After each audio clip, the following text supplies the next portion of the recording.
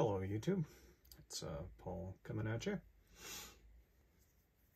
I was watching some of my old videos and realized I've never asked anybody to like, smash, or hit the subscribe button, and I think I'm going to continue that trend. If you like it, you like it. Maybe be gentle on the like or subscribe button, but at any rate, just going through got some mail last couple of days. Had some time off from making a difference out there in the world and working out of town for most of the last month, so just go through some of my pickups. Starting off with, this is an NHL Passages Connor McDavid. I believe these are a case hit, as they are 1 in 240 packs, so Hobby Box is 24 packs, so 1 in 240 would be case hit. This is from this year's Series 2. It's you know, he looks like such a kid, and he's getting older and looking more like an adult, so cool card. I didn't realize that I hadn't shown this card off. It's at least I don't think I have. UD Stature Black from 2019-20. Wicked glare there. I got that, and the seller, he or she or whoever, they had a lot of these blacks, and they are numbered out of 15. And yeah, I kind of messaged him because I'm like, hey, looks like you had most of the set. Out of curiosity, like, I believe it's 200 cards. Out of curiosity, how many did you get to? And before you decide to break the set up, and they said 140 out of 200. And you know, I messaged them after because they posted the McDavid. I won the McDavid, and then yeah, he posted a couple others I looked at, and then he posted Leon Draisaitl and made an offer and accepted, which goes with the McDavid, I guess. And, you know, as I'm handling cards. But the best part was when he sent me the Draisaitl, he sent just a Johnny Gaudreau regular stature. Now, I chuckled, because in this year's Battle of Alberta, the playoffs, Johnny Gaudreau's final play is a weak flyby where, I'm not saying he would have made a difference or he would have stopped Draisaitl from getting the puck to McDavid, who scored the overtime winning goal, but could have done better. So his last play as a Calgary Flame, because he skipped town to go sign with Columbus, was a weak play on Leon Draisaitl. So I chuckled. It's not too often that I'll show off an extra or throw in, but that instance, I think, you know what, it's worthy. Some other stuff that I've been getting into, another side project that sort of popped up was 96-97 Be a Player, and you can get these. It's not as, I don't think it's as good a checklist as the year before's Upper Deck, which has Gretzky, because they had Gretzky signed. But I don't believe there's a Lemieux, so, you know, it's kind of a weak checklist, but you can get Luc Robitaille, Hall of Famer. Mike Gardner, also a Hall of Famer. in those classic Phoenix Coyotes jerseys. Keeping up with the Be a Player Upper Deck theme was the Goofy out of uniform pictures. So Sean Burke, Hartford Whalers goalie, you know, playing guitar. Old sticker price that I didn't pay. Bill Ranford, not as an Oiler, but as a Boston Bruin.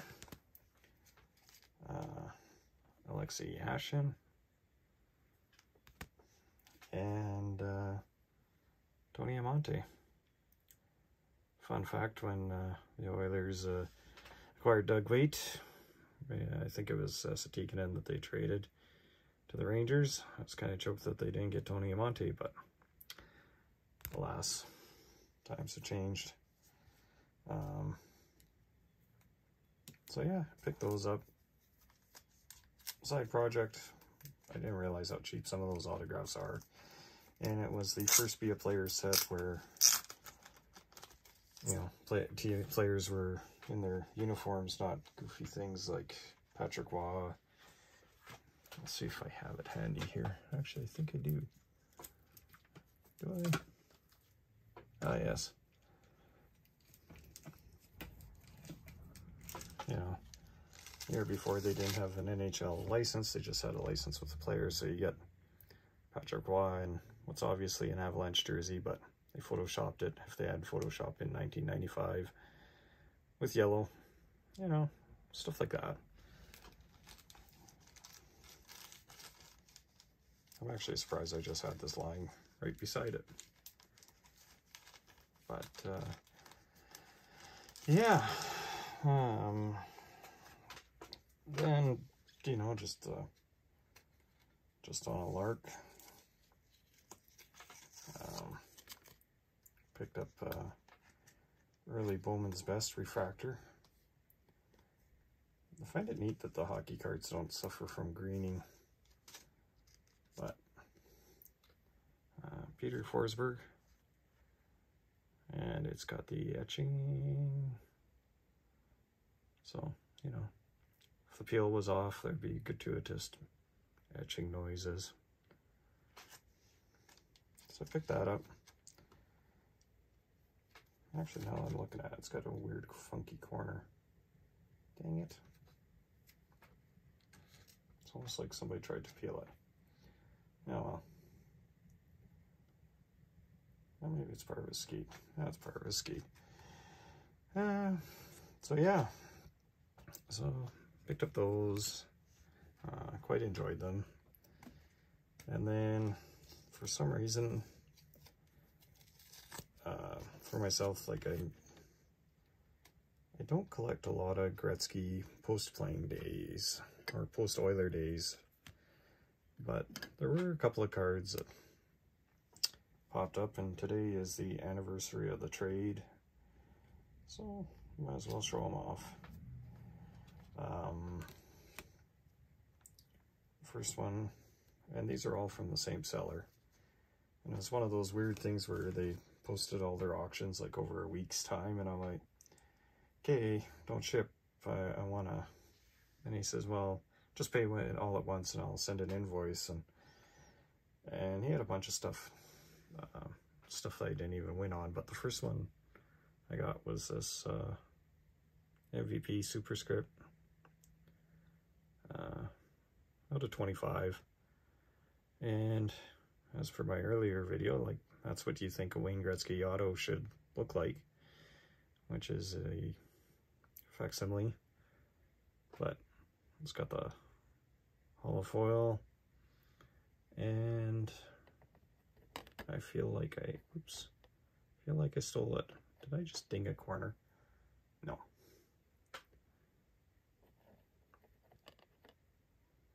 So they had that.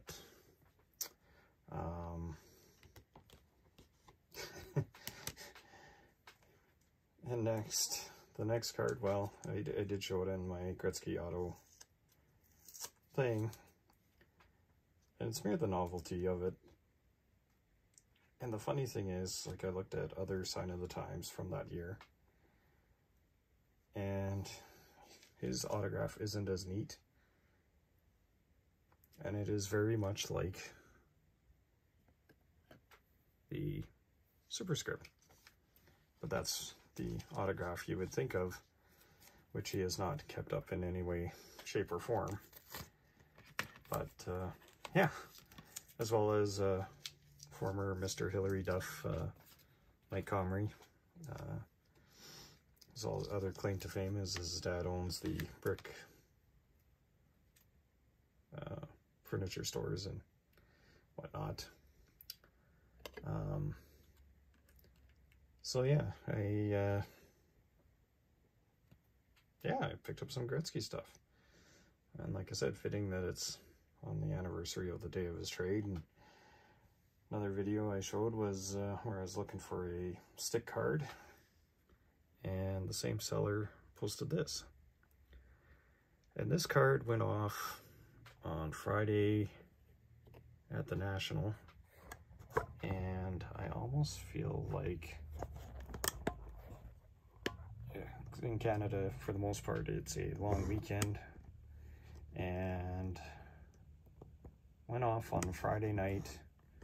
The National was in full swing, and I feel like I stole this card because it went for really cheap, and I'm not sure why. The stick piece is actually decent. I mean, there's some edge chipping right here on the card. I'm not sure how you can see it, but it's got some condition issues where it looks like the stick piece just doesn't sit right, and actually the stick itself, it's not like a modern memorabilia card. You can see the stick sticks out, so messed around trying to stick it in a one touch, and I'm not really happy with how they sit, so might just sit in a top loader for now. But yeah, so there you have it. Just showing off some recent pickups.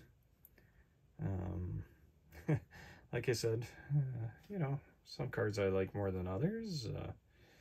I do enjoy this card, and that's like one of the few autos that looks like what you think a Wayne Gretzky autograph should look like. And you know, the early Be a Player superscript, I think this is the second year of superscripts. Yeah, we'll just move that right out of there.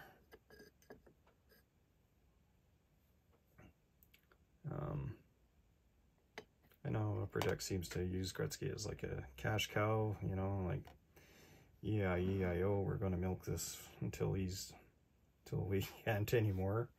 So I don't go crazy going after post-playing days, or, you know, there are a couple that I need just to complete sets, but otherwise, you know, after 1988, I don't really have much interest.